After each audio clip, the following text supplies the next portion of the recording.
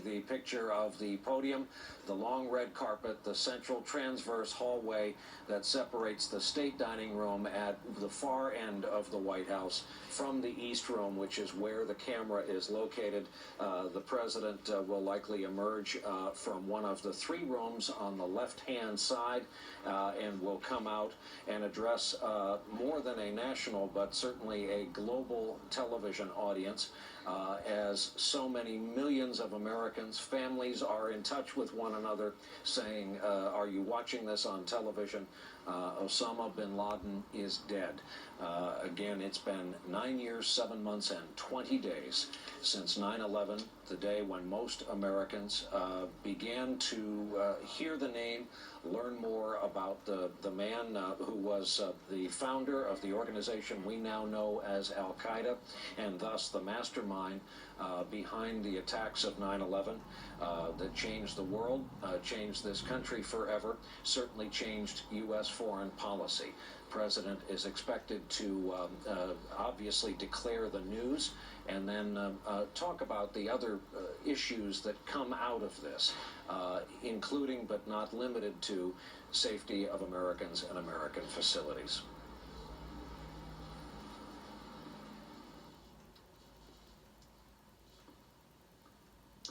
Good evening.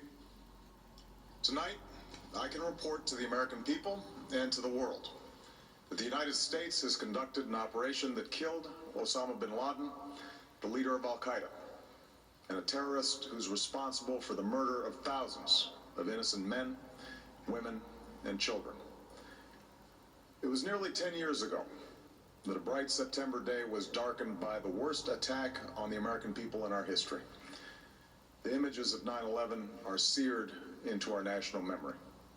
Hijacked planes cutting through a cloudless September sky, the Twin Towers collapsing to the ground, black smoke billowing up from the Pentagon, the wreckage of Flight 93 in Shanksville, Pennsylvania, where the actions of heroic citizens saved even more heartbreak and destruction. And yet we know that the worst images are those that were unseen to the world. The empty seat at the dinner table, children who were forced to grow up without their mother or their father, parents who would never know the feeling of their child's embrace, nearly 3,000 citizens taken from us, leaving a gaping hole in our hearts. On September 11th, 2001, in our time of grief, the American people came together. We offered our neighbors a hand, and we offered the wounded our blood. We reaffirmed our ties to each other and our love of community and country. On that day, no matter where we came from, what God we prayed to, or what race or ethnicity we were united as one American family. We were also united in our resolve to protect our nation and to bring those who committed this vicious attack to justice. We quickly learned that the 9/11 attacks were carried out by Al-Qaeda, an organization headed by Osama bin Laden, which had openly declared war on the United States and was committed to killing innocents in our country and around the globe. And so we went to war against Al-Qaeda to protect our citizens, our friends, and our allies. Over the last 10 years, thanks to the tireless and heroic work of our military and our counterterrorism professionals, we've made great strides in that effort. We've disrupted terrorist attacks and strengthened our homeland defense. In Afghanistan, we removed the Taliban government, which had given bin Laden and Al-Qaeda safe haven and support. And around the globe, we worked with our friends and allies to capture or kill scores of Al-Qaeda terrorists, including several who were a part of the 9/11 plot. Yet, Osama bin Laden avoided capture and escaped across the Afghan border into Pakistan. Meanwhile, Al-Qaeda continued to operate from along that border and operate through its affiliates across the world. And so shortly after taking office, I directed Leon Panetta, the director of the CIA, to make the killing or capture of bin Laden the top priority of our war against Al-Qaeda, even as we continued our broader efforts to disrupt, dismantle, and defeat his network. Then, last August, After years of painstaking work by our intelligence community, I was briefed on a possible lead to bin Laden. It was far from certain, and it took many months to run this thread to ground. I met repeatedly with my national security team as we developed more information about the possibility that we had located bin Laden hiding within a compound deep inside Pakistan. And finally, last week, I determined that we had enough intelligence to take action and authorized an operation to get Osama bin Laden and bring him to justice. Today, at my direction, the United States launched a targeted operation against that compound in Abbottabad, Pakistan. A small team of Americans carried out the operation with extraordinary courage and capability. No Americans were harmed. They took care to avoid civilian casualties. After a firefight, they killed Osama bin Laden and took custody of his body. For over 2 decades, bin Laden has been al-Qaeda's leader and symbol, and has continued to plot attacks against our country and our friends and allies. The death of bin Laden marks the most significant achievement to date in our nation's effort to defeat al-Qaeda. Yet his death does not mark the end of our effort. There's no doubt that al-Qaeda will continue to pursue attacks against us. We must, and we will, remain vigilant at home and abroad. As we do, we must also reaffirm that the United States is not and never will be at war with Islam. I've made clear, just as President Bush did shortly after 9/11, that our war is not against Islam. Bin Laden was not a Muslim leader. He was a mass murderer of Muslims. Indeed, al-Qaeda has slaughtered scores of Muslims in many countries, including our own. So his demise should be welcomed by all who believe in peace and human dignity.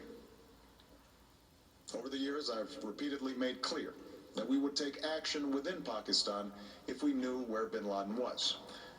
That is what we've done.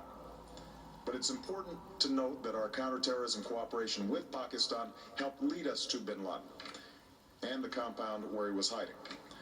Indeed, bin Laden had declared war against Pakistan as well and ordered attacks against the Pakistani people.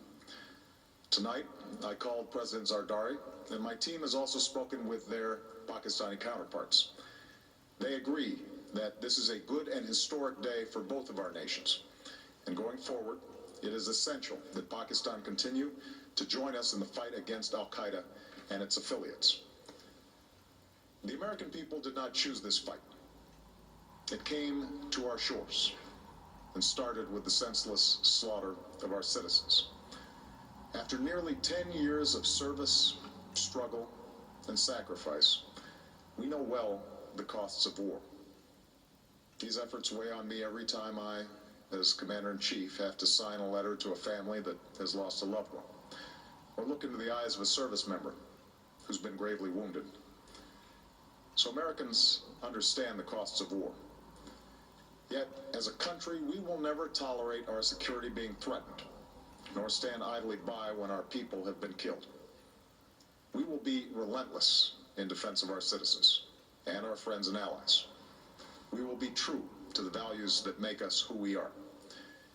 And on nights like this one, we can say to those families who have lost loved ones to al-Qaeda's terror, justice has been done. Tonight we give thanks to the countless intelligence and counterterrorism professionals who've worked tirelessly to achieve this outcome. The American people do not see their work, nor know their names. But tonight, they feel the satisfaction of their work and the result of their pursuit of justice. We give thanks for the men who carried out this operation, for they exemplify the professionalism, patriotism, and unparalleled courage of those who serve our country. And they are part of a generation that has borne the heaviest share of the burden since that September day. Finally, let me say to the families who lost loved ones on 9/11 that we have never forgotten your loss, nor wavered in our commitment to see that we do whatever it takes to prevent another attack on our shores. And tonight, let us think back to the sense of unity that prevailed on 9/11. I know that it has at times frayed, yet today's achievement is a testament to the greatness of our country and the determination of the American people. The cause of securing our country is not complete, but tonight we are once again reminded that America can do whatever we set our mind to. That is the story of our history. Whether it's the pursuit of prosperity for our people, or the struggle for equality for all our citizens, our commitment to stand up for our values abroad, and our sacrifices to make the world a safer place. Let us remember that we can do these things not just because of wealth or power, but because of who we are. One nation, under God, indivisible, with liberty and justice for all. Thank you. May God bless you. And may God bless the United States of America.